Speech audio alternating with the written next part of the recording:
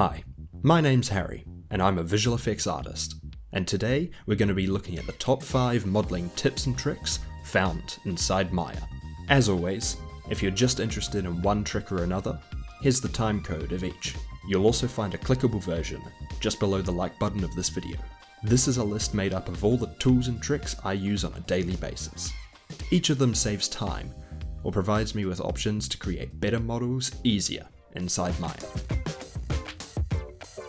Up first, the Quick Access Modeling menu. There are two versions of this. The first is a more general menu, useful for all sorts of quick shortcuts. And the second is made with just modeling in mind, and can be super fast. To access the first general menu, you simply hold down the spacebar over your viewport. Be careful not to just tap space, as this will bring up your orthographic selections. Once you're holding spacebar, you have access at the tip of your mouse to not only just modeling menus, but a wide range of what Maya has to offer. Today, however, we will simply be heading over to the Create menu, clicking on it, and navigating to the type of object or asset you wish to create. This is probably only a little faster than using the traditional toolbar, but it has the advantage of giving you more options than just the modeling toolkit. The second, extremely fast version of this is achieved by holding down Shift, then right-click in the viewport. This brings up a menu of all the basic and advanced objects you can create. From here, you simply hover over the object you wish to create, then release Shift right-click, and that object will be made. A quick note, this menu is only available when there are objects not currently selected, so be sure to deselect anything before using this shortcut. The bonus of this trick is the immense speed at which you can create objects, especially when you're on the flow of modeling and you don't want to have to fight through menus. The muscle memory created through practice means you can use this trick so fast while modeling you can't even see the menu pop up. I probably use this method easily the most of these tips and tricks today, as it's definitely one you'll want to get used to for any extended modeling sessions.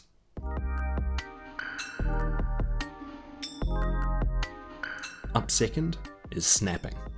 The snapping tools found within Maya are some of the most useful commands and hotkeys you can use. Whether it's to align objects to a floor, snap a vertex to another, or rotate an object easily along a chosen axis. The three main snapping tools are Snap to Grid, Snap to Curve, and Snap to Point. Each of these snapping tools can be accessed by holding down the X, C, or V keys respectively on your keyboard, whilst performing another action. For example, holding down X whilst translating an object will automatically snap it to your grid. The size of your grid can be changed under the Settings tab of your preferences. Alternatively, you can toggle each of the snapping modes by selecting the snapping tool desired at the top of your screen. Snapping to curves can be really handy if you want to animate an object moving along a curve, as you can very easily set keyframes whilst holding C.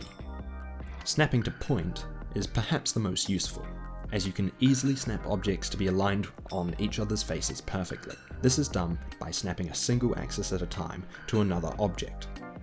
It works because you're telling it to snap to a point, also known as a vertex, but only translating it along, for example, the y-axis. It therefore cannot align perfectly with any vertex, but it tries its best by snapping to the same height or plane as any of the nearest vertices found, causing the snapped object to sit perfectly along a face. You can control this further by having more vertices for it to snap to, or by translating it on more than one axis at a time.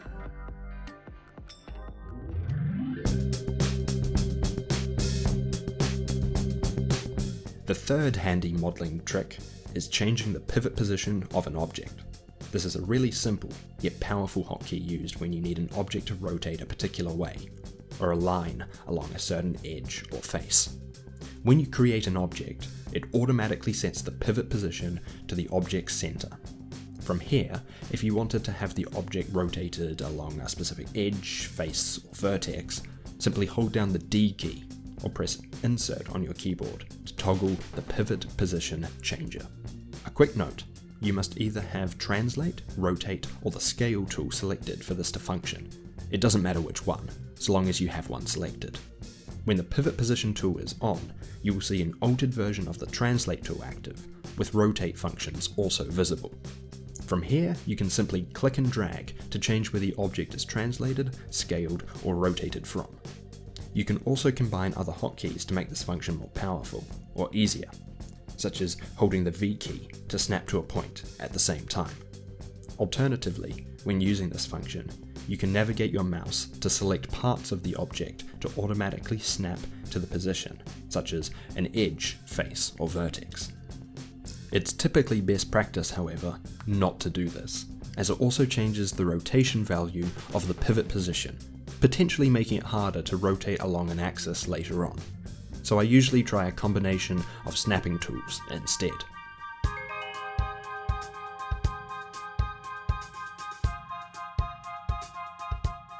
The fourth tip and trick is the Editing Tools menu.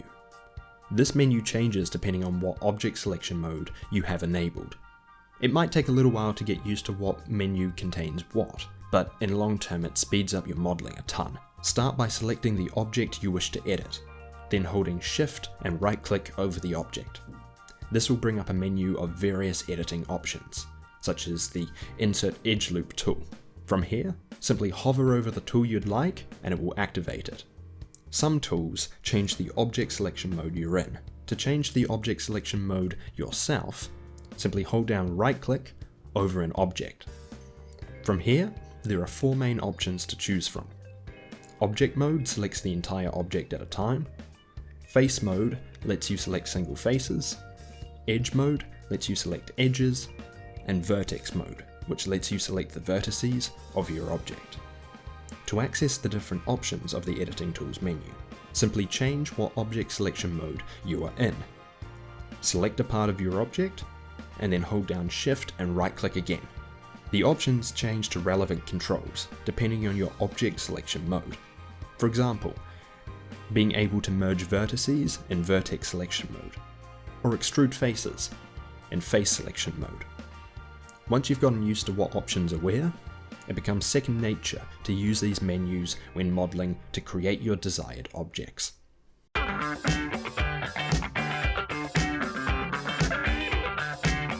The fifth and final tip of this video is a general modeling trick: smoothing cubes to create spheres. Typically, if you wish to create a spherical object, you look no further than the sphere button. This is great until you need to alter that sphere greatly, as by doing so you can create ugly triangles near the poles found on your object. Poles are made when more or less than 4 edges collide at the same vertex. This is something professional modelers typically strive to avoid, as it can lead to some rendering artifacts or problems with deformation. 2 large poles are automatically made when you generate a sphere, one on top and one on bottom.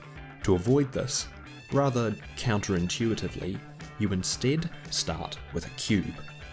From here, hold down Shift and then right click to bring up the same Editing Tools menu from the previous tip, and hover down to select the Smooth function. The cube will now be transformed into a jagged form, somewhat resembling a sphere. To repeat this function, either press Shift and right click again, or press the G key to repeat your last action.